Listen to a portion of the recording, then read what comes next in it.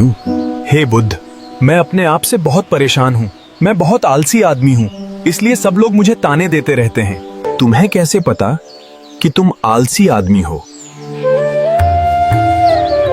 हे बुद्ध, सब लोग मुझसे कहते रहते हैं कि मैं बहुत आलसी आदमी हूँ, जो कोई काम ठीक से नहीं करता, जो हर काम टालता रहता है और भी ना जाने क्या क्या बातें कहते रहते हैं। यहाँ तक कि मेरे परिवार के लोग भी मुझे आलसी आदमी कह के पुकारते हैं। कि तुम्हारे पास आलसी होने का कोई प्रमाण है? क्या तुम ये सिद्ध कर सकते हो कि तुम एक आलसी आदमी हो?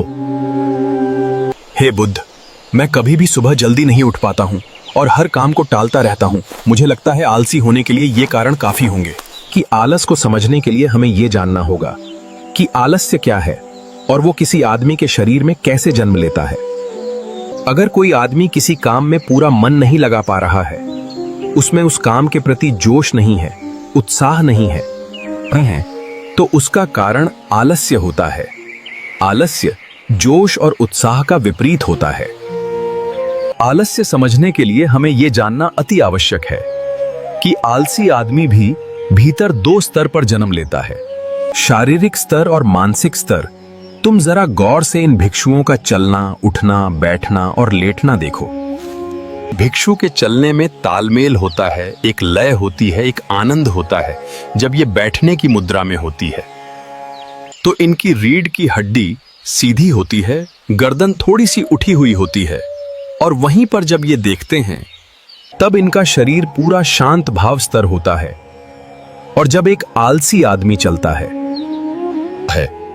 वो एकदम झुका हुआ, बिना आनंद के चल रहा होता है। याद रखो, 70% आलस्य हमारे उठने, बैठने, चलने और लेटने से तय होता है। हम अपनी अवस्था को समझ लेते हैं और चलने, उठने, बैठने का अभ्यास करते हैं तो हमारा 70% आलस्य खत्म हो जाता है। एक स्तर पर आलस का दूसरा कारण होता है सही नींद ना लेना। अक्सर हमें पता ही नहीं होता है कि हमें कितनी देर सोना है। याद रखो, एक मानव को सीमित नींद लेनी चाहिए। अगर कोई सीमित समय से ज्यादा नींद लेता है तो भी वो आलस का शिकार होगा, और अगर कोई सीमित समय से कम नींद अपने शरीर को दे देता है तो वो आलस का ही शिकार होगा। शरीर को कितनी नींद लेनी चाहिए? कितनी नींद गिरा है इन्हें? कि एक मानव शरीर को 6 से 8 घंटे की नींद लेनी चाहिए। अगर आपका शरीर ज्यादा थका हुआ हो ना है तो 8 घंटे की नींद लेनी चाहिए। अगर कम थका हुआ हो तो 6 घंटे की नींद सुदृढ़ शरीर के लिए बराबर होती है। इसी के साथ यह भी ख्याल रखना चाहिए है कि सोने के लिए रात का समय निर्धारित किया गया है। कुछ लोग दिन में ही सो जाते हैं, जिसकी वजह से वो आनंद से धीरे धीरे उनके अंगों में जमाने लगता है आलस। इस तरह के आनंद का तीसरा मुख्य कारण सुबह जल्दी ना उठ पाना। यहां तक कि पेड़, पौधे और पक्षी भी सूर्य उदय होने से पहले जाग जाते हैं। ये हम सब पक्षियों को देखकर भी समझ सकते हैं कि प्रकृति ने मनुष्य को जागने का कौन सा समय निर्धारित कर रखा है। अगर हम सुबह जल्दी उठते हैं, सूर्य उदय होने से पहले उठते हैं, तो हमारे शरीर में आलस में युक्त नहीं होगा, ताज होगी और हम अपने हर काम में मन लगा पाएंगे। मेरा काम ऐसा है जो मैं रात में कर पाता हूं, इसीलिए मैं रात को सही समय पर नहीं सो पाता हूं और मैं सुबह जल्दी उठ नहीं पाता। जिन लोगों का काम रात में होता है वो सुबह जल्दी कैसे उठ पाएंगे? कि जिन लोगों का काम रात में होता है उन्हें अपना काम पूरा मन लगाकर करना चाहिए। अगर ऐसे लोग रात में काम करके दिन में भी सोते और सीमित समय की नींद लेते हैं तो भी शरीर में आलस आने से बच सकते हैं। लेकिन जितनी गहरी नींद रात में आती है उतनी गहरी नींद दिन में नहीं आ पाती, क्योंकि दिन में शोर शराबा ज्यादा होता है। जिससे आदमी गहरी नींद में नहीं जा पाता। इसीलिए जो आदमी रात में काम करता है उसे कुछ ऐसी विविधता करनी चाहिए जिससे उसे गहरी नींद लेने में किसी दिक्कत का सामना ना करना पड़े। इसके लिए वह अपने कानों में रुई वगैरह डालकर सोने जा सकता है, जिससे बाहर की आवाज उसके कानों में ना पड़े और वह गहरी नींद में सो जाए।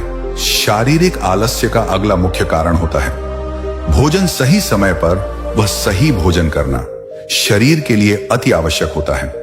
कुछ लोग ऐसा भोजन करते हैं कि जिसमें कोई जान भी नहीं होती।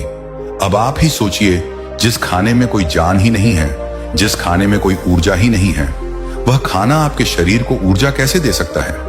अगर इंसान ऐसा खाना खाएगा तो उसका शरीर किसी भी काम को करने के लिए उसे कैसे प्रेरित करेगा? अक्सर गलत समय पर उल्टा सीधा भोजन करने से आदमी का मोटापा बढ़ता जाता है और एक पतले इंसान के मुकाबले भारी शरीर वाले इंसान के शरीर में ज्यादा आलस्य पाने की संभावना हो जाती है। इसके लिए ऐसा भोजन करो जो प्रकृति से सीधे प्राप्त होता हो। व्यक्ति बुद्ध से बोला, शारीरिक स्तर पर तो मैं आलस्य को समझ गया हूं, लेकिन मानसिक स्तर पर आलस्य क्या होता है? इसका उत्तर देते हुए बुद्ध कहते हैं कि इंसान को अपने जीवन में बहुत सारी नाकामयाब मिलती है। जब वह नाकामयाब होता है या किसी काम को पूरा नहीं कर पाता तो उसका जोश और उत्सव अगले काम को करने के लिए ठंडा पड़ जाता है। जब भी वह किसी नए काम को शुरू करता है तो उसका पिछला काम उसके मन में प्रभावित करता रहता है। इसलिए वह नया काम पूरे जोश और उत्साह के साथ पूरा मन लगाकर नहीं कर पाता। यही आलस्य का कारण बन जाता है, जिसकी वजह से वह नया काम भी पूरा नहीं कर पाता। उसका पूरा जोश और पूरा मन नहीं लगा होता।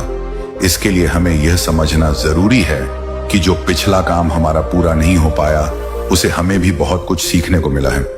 उससे हम एक अनुभव लगा सकते हैं। तो पिछले काम के प्रति नकारात्मक नजरिए रखने की वजह सकारात्मक नजरिया रखेंगे तो आलस्य हमारे मन में नहीं आएगा। मानसिक स्तर पर आलस्य का दूसरा कारण होता है हमारे लक्ष्य का स्पष्ट ना होना। यह कहकर बुद्ध आलसी आदमी से सवाल करते हैं, यदि मान लो तुम किसी जंगल में फंस गए हो और तुम्हारे पास खाने पीने के लिए कुछ भी नहीं, तो तुम क्या करोगे? वह आदमी कहता है कि मैं जिंदा रहने के लिए उस जंगल में खाने पीने का सामान ढूंढूंगा। फिर बुद्ध कहते हैं कि अगर तुम्हें फिर भी खाने पीने का सामान नहीं मिला तो? जवाब देते हुए वह आदमी कहता है कि तो मैं किसी भी तरह किसी भी कीमत पर उस जंगल से बाहर निकलने का पूरा प्रयास करूंगा। यह सुनकर बुद्ध कहते हैं, क्योंकि वहां पर तुम्हारा लक्ष्य स्पष्ट है, इसीलिए तुम्हारे मन में कोई आलस्य नहीं आएगा। उस समय तुम्हें पता होता है कि तुम्हारे शरीर के लिए खाना पीना ढूंढना है। अगर तुम नहीं ढूंढोगे तो तुम बिना खाना खाए पिए मर जाओगे। लेकिन हमारे दैनिक जीवन में हमारा लक्ष्य स्पष्ट नहीं होता है, जिसकी वजह से हमारे मन की ऊर्जा इधर उधर भटकती रहती है। कोई आलस या कोई ताकत हमें हमारे लक्ष्य को प्राप्त करने से नहीं रोक सकती। इसी तरह अगर हमारे पास उस काम को करने की कोई ठोस वजह नहीं होती, जो भी हम उस काम को टालते रहते हैं, उस काम को करने का हमारा मन नहीं करता, क्योंकि हमारे मन में यह आवाज समाई होती है कि उस काम को करके कोई फायदा तो होगा नहीं। इसीलिए किसी भी काम को करने के लिए किसी ठोस वजह का होना बहुत जरूरी होता है। बहुत सारे लोग व्यायाम करने की अहमियत नहीं समझते हैं, क्योंकि वह इसकी वजह नहीं देख पा रहे हैं। वे सोचते हैं कि व्यायाम करने से क्या फायदा। लेकिन जो आदमी दूर दराज रहता है, जो आदमी देख पाता है कि अगर मैं आज व्यायाम नहीं करूंगा तो भविष्य में मेरा शरीर कितने रोगों से ग्रस्त हो सकता है, ऐसे आदमी के पास स्पष्ट लक्ष्य होता है और ठोस वजह भी होती है। इसलिए वह लोग व्यायाम करते रहते हैं। मानसिक स्तर पर आलस्य का अगला मुख्य कारण होता है आलसी लोगों के साथ अक्सर कुछ लोग आलसी नहीं होते हैं, लेकिन उनके आसपास के लोग आलसी होते हैं। अगर आपकी संगति में आलसी लोग भरे हुए हैं तो आप भी उनकी तरह हो जाएंगे, तो आपका भी मन काम करने से भागने लगेगा। आलस्य एक छुआछूत की बीमारी की तरह होता है। जितने ज्यादा आलसी लोगों से आप घेरे रहेंगे, आपका मन उतने ही आलस्य को पकड़ लेगा।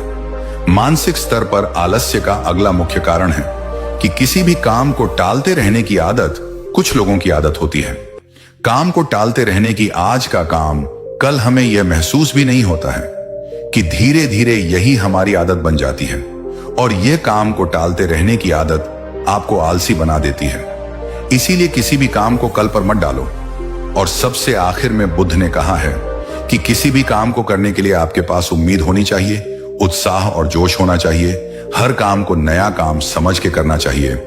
इसके बाद बुद्ध ने उस आदमी से कहा, याद रखना, अगर तुम्हारे पास कोई स्पष्ट लक्ष्य है, उसे पाने के लिए आपके पास ठोस वजह भी है, तो दुनिया की कोई भी ताकत आपको काम करने से नहीं रोक सकती। दोस्तों, अगर जीवन में कुछ हासिल करना है तो हमारे पास आज का एक समय है। ये मत सोचो कि कल आएगा, ये मानकर चलो कि जीने के लिए हमें सिर्फ 24 घंटे मिले हैं। 24 घंटों में मरने से पहले क्या क्या कर सकता हूं, ये समझ लीजिए। एक एक सेकंड करके 1 मिनट बनता है, और एक एक मिनट मिलकर 1 घंटा बनता है, और 1 घंटे से 1 दिन बनता है। हमारे लिए सबसे ज्यादा जरूरी है वह सेकंड, जिससे हमारा पूरा दिन बनता है। इसीलिए अपने किसी भी सेकंड को बर्बाद मत करो, क्योंकि एक बार जो बीत गई वह वापस लौटकर कभी नहीं आती। दोस्तों, उम्मीद है कि आपने आज की इस वीडियो से जरूर कुछ ना कुछ सीखा होगा। तो इस वीडियो को लाइक और अपने दोस्तों के साथ शेयर करना ना भूलें। हमें ऐसे ही सपोर्ट करने के लिए चैनल को सब्सक्राइब और घंटी बटन को जरूर दबा दें। तो चलिए मिलते हैं एक और वीडियो में, तब तक के लिए अपना ख्याल रखें। धन्यवाद।